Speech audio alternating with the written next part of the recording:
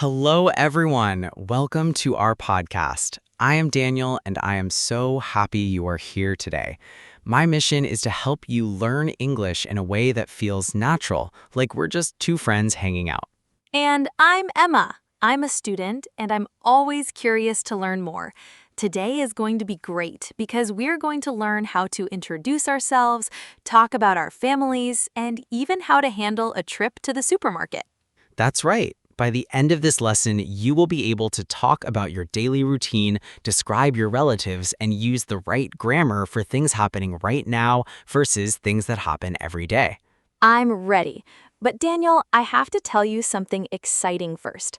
Next week is my golden birthday. A golden birthday? That sounds special. What is that? In the United States, it's when you turn the same age as the day you were born. For example, I was born on the 22nd and I am turning 22. Wow, happy early birthday, Emma. That is a great way to start our lesson on numbers and ages. Listeners, how old are you? Try saying it out loud. I am, and then your age. I am 21. Actually, I'm 22 next week.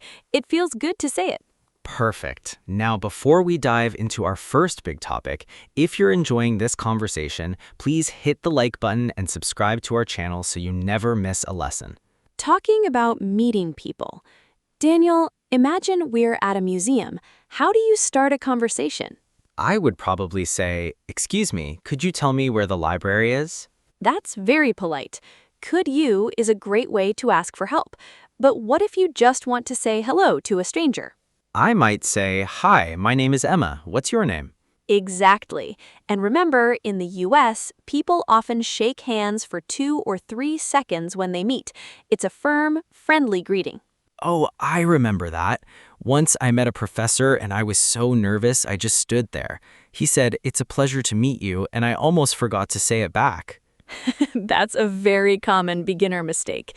Don't worry, you can just say, "Nice to meet you too." Daniel, I have a grammar question. Can I say "I am" agree with you? Ah, that's a very common pitfall.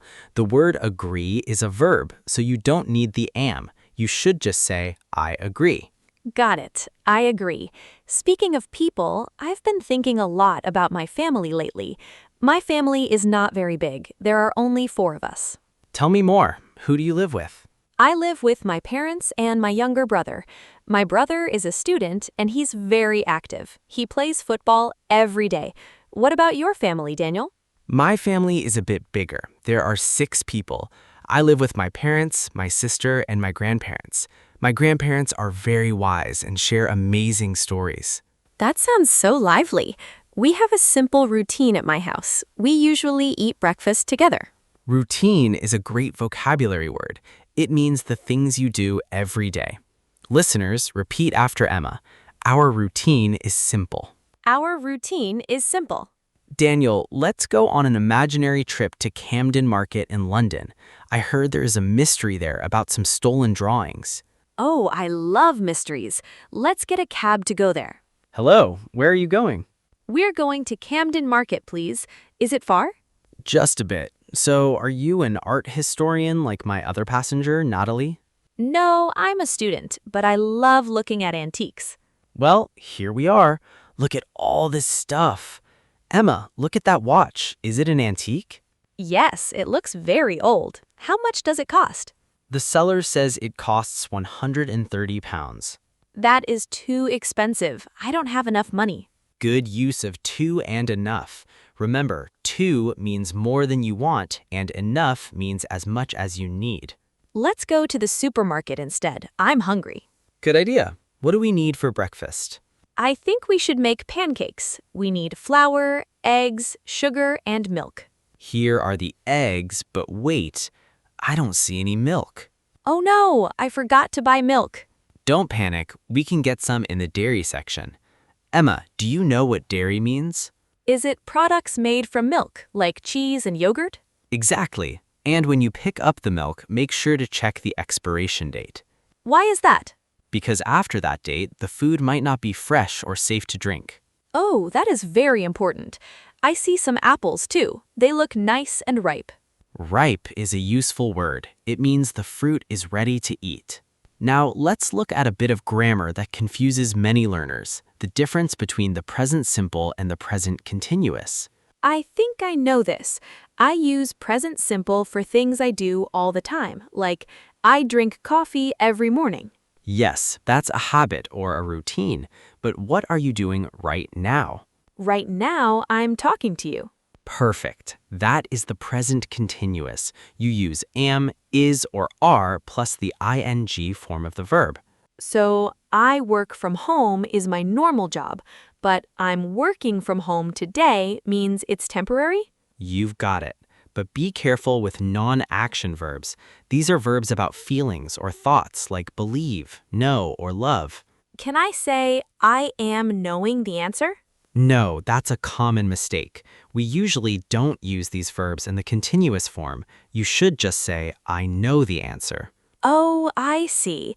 I love this film, not I am loving this film. Exactly. You are becoming a pro, Emma. I'm trying. Hey, listeners, let's do a quick challenge. I will say a sentence and you tell me if it's a routine or something happening now. She is baking a cake. That's happening now. Correct. Now try this one. He works at the university. That's a routine or a permanent situation. Spot on. If you got those right, give yourself a pat on the back. And if you're finding this helpful, please leave a comment and tell us what your daily routine is. Let's go back to our mystery for a second. Alice and Natalie were looking for a man in a black hat. I remember he was tall and he was wearing a hat. They found him in a bookshop and he was reading a comic. Wait, did he steal the drawings? He said, I am not the thief, that's for sure. He was actually an investigator. Ah, what a coincidence. What a small world. It really is. To describe people like that man, we often use the past simple. For example, he was tall or he wore glasses. And for actions that finished in the past, we use verbs like stole, saw, or went. For instance, yesterday someone stole the drawings. Daniel, I have another question. Sometimes I hear people say gonna or wanna. Is that okay to use? In fast informal speech, yes. Going to often sounds like gonna. I'm gonna take a canoe trip, but don't use it in formal writing. Got it. I want to be careful with that.